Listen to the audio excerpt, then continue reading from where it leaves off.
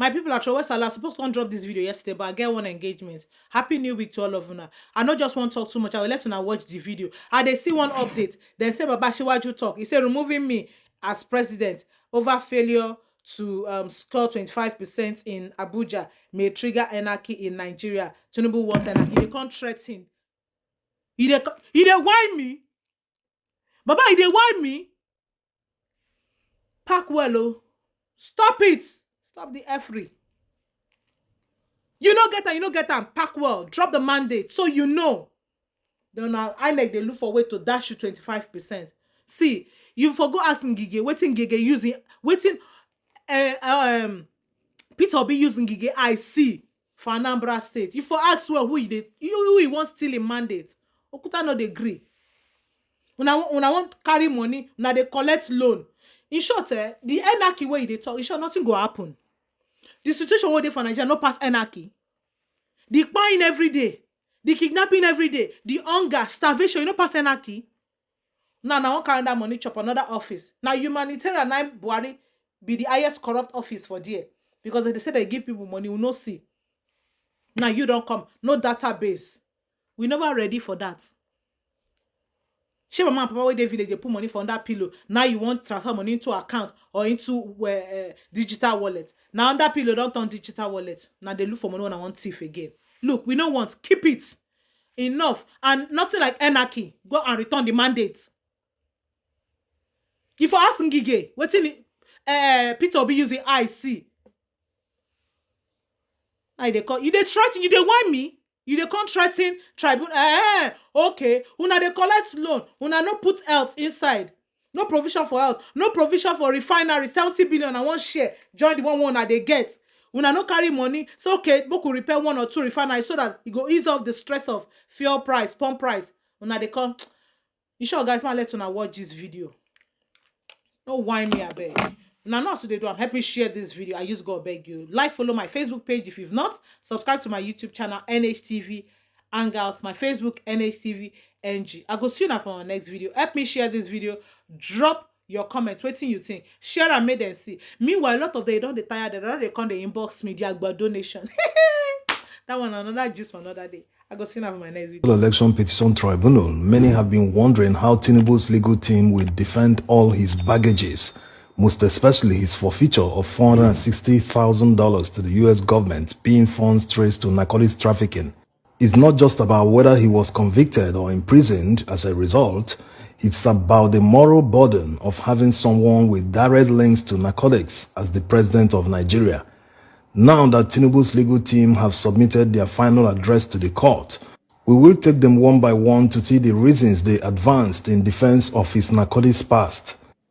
On Tinubu's forfeiture of $460,000 narcotics proceeds to the U.S. government, the legal team said that the witnesses called by the petitioners were unable to point a single mention of the word fine in any of the documents they tendered as evidence.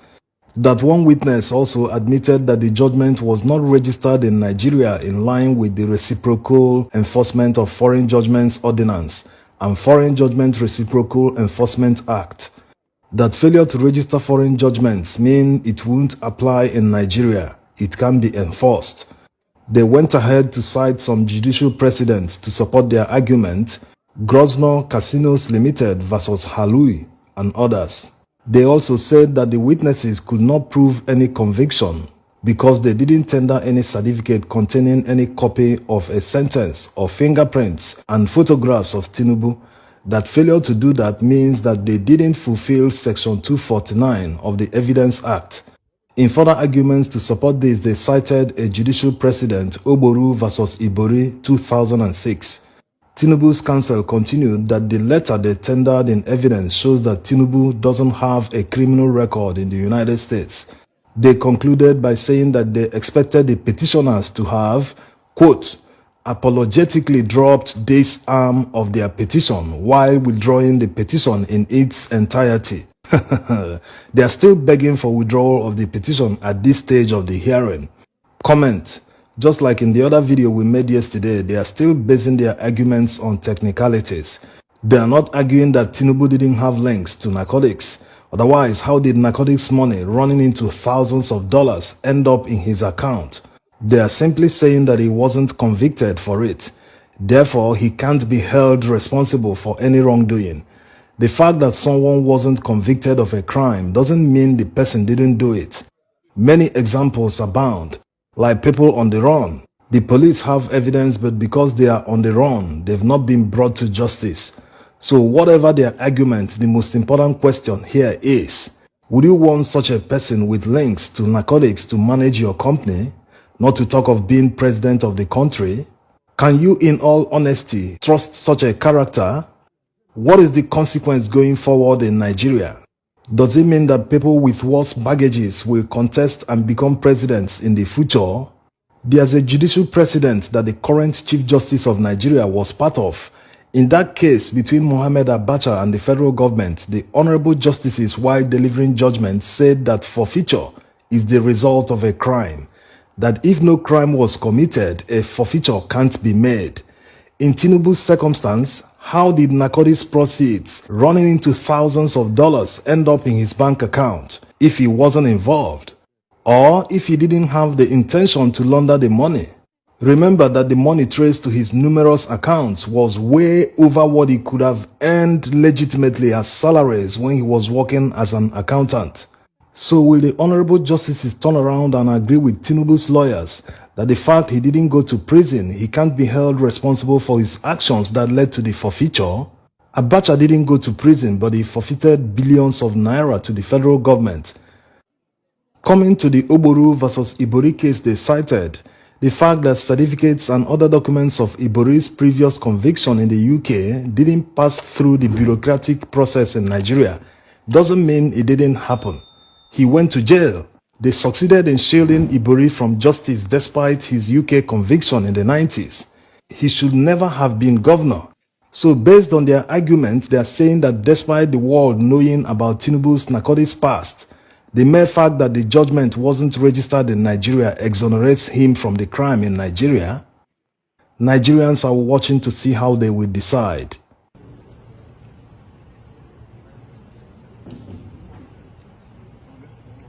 On Tinubu's certificate forgery, his legal team didn't mention it in their final address to the court.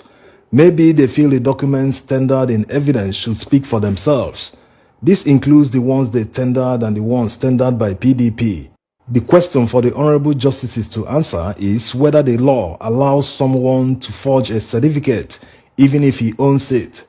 Whether the certificate submitted by Tinubu to INEC is different from the one that Chicago State University issued during the time of his purported graduation. There are many judicial precedents that they can learn from, where the Supreme Court sacked politicians for certificate forgery. Will Tinubu's case be different?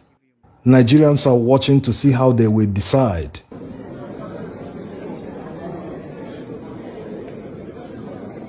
On Shetima's double nomination, they cited the Supreme Court judgment in favor of Shetima, but we all know that the new evidence introduced by Labour Party wasn't part of that trial that eventually went to the Supreme Court.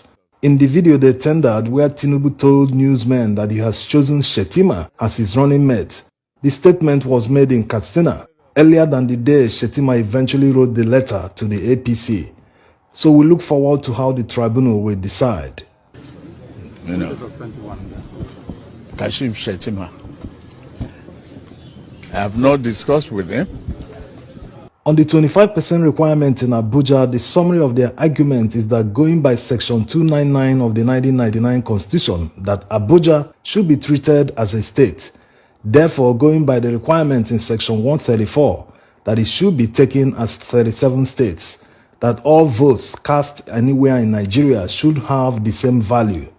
Comment: we've made some videos about 25% requirement in Abuja. A lot of people have also given their opinion on the intention of the drafters of the 1999 Constitution. There's also judicial precedents to that effect. So let's just summarize by looking at Section 134 of 1999 Constitution. The subsection of interest is number 2, because that's where we are right now. More than 2 candidates contested the election. It says, a candidate for an election to the office of president shall be deemed to have been duly elected where there being more than 2 candidates for the election. A. He has the highest number of votes cast at the election And before we continue, notice the word "and" here. It means that the person must fulfill A and B. B says he has not less than 1/4 of the votes cast at the election, each of at least 2/3 of all the states in the federation and the Federal Capital Territory, Abuja. This is simple English. By using the word each, it shows that it's talking about the states alone.